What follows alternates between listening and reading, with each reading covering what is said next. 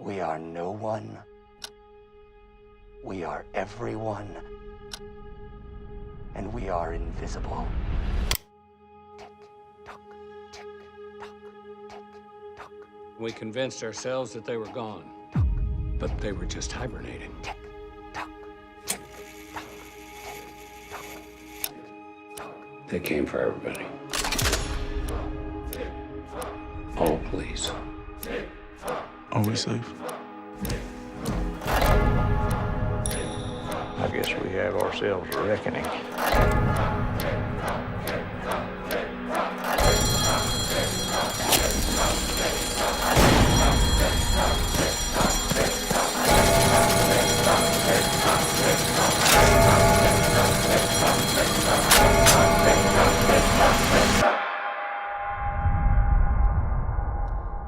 What are you two talking about? Oh, nothing. Just the end of the world.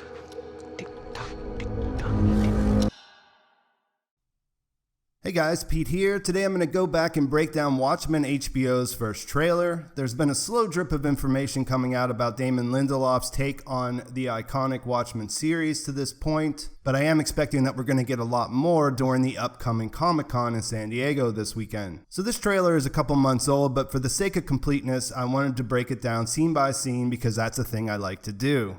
Before we begin, this will contain spoilers for the original Watchmen comic series / book. I made a video explaining why I think you should read it before you dive into the show if you haven't done that already, and I strongly recommend this. I'll put a link up top to that. It probably takes less than 8 hours to get through, and I think it's completely worth it. Watchmen on HBO probably won't premiere until October, so you do have time, and there's no real way to break down this trailer without spoiling the ending of the original Watchmen story. So this is the final warning. Now let's break down the trailer scene by scene.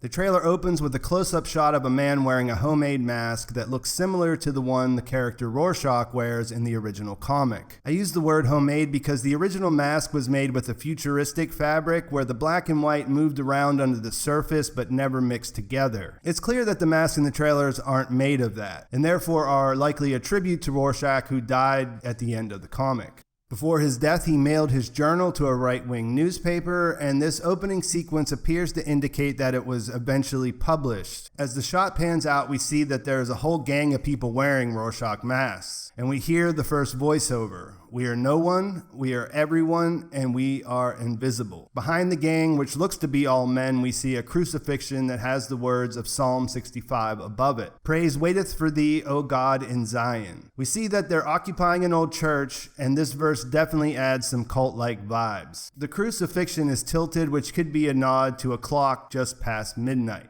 The next scene is of a pocket watch. The character who's holding it gives it a flick with his finger, and we see that the time is 9 minutes to midnight. After the flick, we hear a mantra-like repetition of the words tick-tock, tick-tock, and those carry on throughout most of the trailer. The original Watchmen book used repeated images of clocks counting down to midnight, so this seems like a nod to that. But in his letter to fans about the project, Lindelof said that the end of the world was off the table. I'll talk a little more about that in the discussion after we get through all the scenes.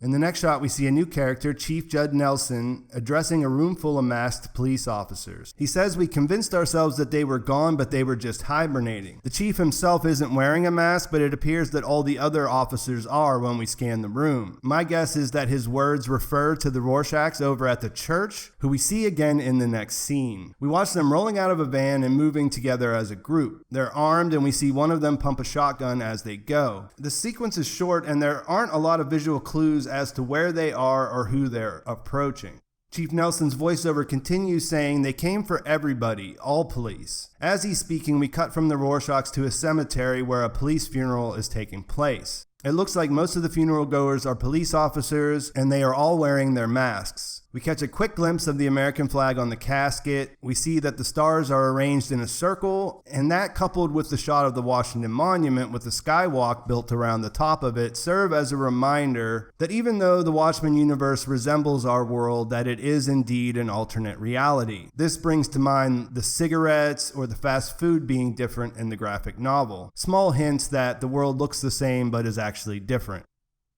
From there, we cut to the character Cal Abraham asking his wife Angela, "Are we safe?" And we see them embrace. This looks like a possible flashback to a time before the fighting between the Rorschachs and the police picked up. They look happy, and it cuts to a night shot of Angela looking intense in her car, which is obviously a contrast to the couple being together. Then we see her full costume in a locker, which looks like a callback to the comics when Rorschach discovers the comedian's costume, or like the Night Owl's locker in his workshop. It's not clear where she keeps her costume, but we see Angela don it in the next scene, and we notice that it includes her badge and that she wears a pair of beads around her waist. From there we get a full shot of her mask at a crime scene, and a new voiceover cuts in. This sounds like the actor who plays the new character Looking Glass and says, "I guess we have ourselves a reckoning." This comes along with our first shot of Looking Glass, with his mask that looks like a wearable mirror, more or less. He appears to work for the police alongside Angela, and we'll get a better look at him in a minute. There's a quick shot of a truck driving away from a residence. Not much we can gather from this, but it looks like there are police stationed at the end of the drive as a protective measure. We get another glimpse of a new character named Special Agent Blake in the next scene. She appears to be looking at a laptop with a heavy-duty case. Blake is the last name of the comedian from the original story. That leaves us to guess that there's probably a family connection. The timing's weird though, since the story takes place 30 years after the original story. It's not exactly clear how these two could be related. Comedian was a member of the Minutemen in 1939, he died in 1985, and he would be pushing like 100 if he was still alive right now. The actress who plays Special Agent Blake is in her late 60s, so your guess is as good as mine. After that, there's a shot of a carnival with a bunch of people laying around on the ground like they dropped exactly where they were standing. I say laying around because they certainly could be dead, but there aren't any signs of violence. No blood, no smoke, no impact craters, just people on the ground. If you zoom in and look closely, there are some flames on a vehicle of some sort and a couple random people standing up looking around. Really can't say for sure what's going on here. There's a quick look at a kitchen timer that's going off with a loud ringing. Then we get our first look at the costume adventurer Ozymandias, aka Adrian Veidt, who is the one original character that we know is returning. He's meditating, which we've seen him do in the past. The last time we saw him do this, it was after he sent a giant squid to kill millions of people in New York City. He killed millions to save billions in his point of view, and this trailer could be hinting that he has another plan like that in mind. We see a foreign soldier looking fellow striking a match on his shoe. He looks like he would be a leader or an officer in the military of some unknown country. And by this time, the kitchen timer alarm and the Rorschach's TikToks are getting pretty intense. We see Angela in a camper attack an unknown character who isn't wearing a mask. It looks like the beads she wears on her waist are a weapon, and they look pretty effective as she strikes this guy. And that leads us into an action-packed sequence with a bunch of stuff going on. First, we see lights lit up around what looks like a farmhouse. There are cows, an old car in the yard, and some blazing lights inside the tree line. We see the chief shield his eyes, which means he might be on the scene witnessing this all go down. Then there's a cut to Ozymandias riding a horse past a pirate flag that is hanging from a scythe. This feels like a reference to the pirate comic inside the Watchmen comic called The Black Freighter, but that doesn't really explain why Adrian is riding a horse past it. We also see a shot of what I'm guessing is Ozzy/Adrian's castle from a distance, and those two shots are probably connected.